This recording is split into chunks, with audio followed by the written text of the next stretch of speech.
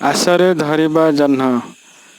दले पिला माଙ୍କड़ पोखरी रे जह्न को देखिले। आकाशर जह्न को पानी भितर देखी माଙ୍କड़ मानक खुशी कहले न सरे। सेमानक भितरु जणे कहला, आरे देखरे पोखरी भितर जह्न।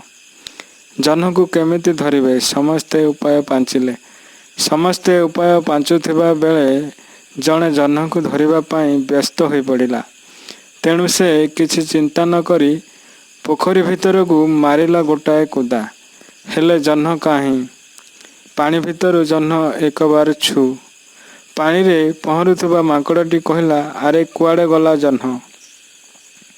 ଅନ୍ୟମାନେ ଗଛ ଉପରୁ କହିଲେ ତ କୁଦାରେ ବୋଧହୁଏ ସେ ଡରିଗଲା।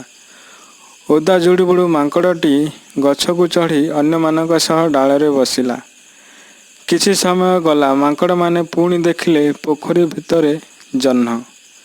ଜହ୍ନକୁ ବାରମ୍ବାର ଅତି ପାଖରେ ଦେଖି ପୁଣି ଇଚ୍ଛା ହେଲା ତାକୁ ଧରିବା ପାଇଁ।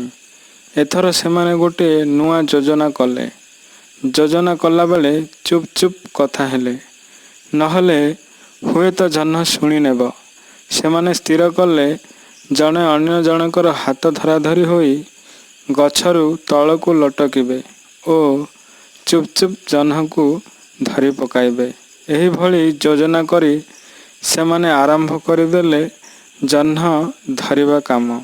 ଏତେବେଳେ ଯାଏଁ ବୁଢ଼ା ମାଙ୍କଡ଼ଟିଏ ଗଛରେ ଥାଇ ଏମାନଙ୍କ କାମ ଦେଖୁଥାଏ। ହାତ ଧରାଧରି ହୋଇ ଡାଳରେ ଲଟକୁଥିବା ବେଳେ ପ୍ରଥମ ମାଙ୍କଡ଼ଟି ଧରିଥିବା ଡାଳଟି ହଠାତ୍ ମଡ଼ କରି ଭାଙ୍ଗିଗଲା। ସବୁ ମାଙ୍କଡ଼ ଏକାଥରକେ ପାଣିରେ ପଡ଼ିଗଲେ।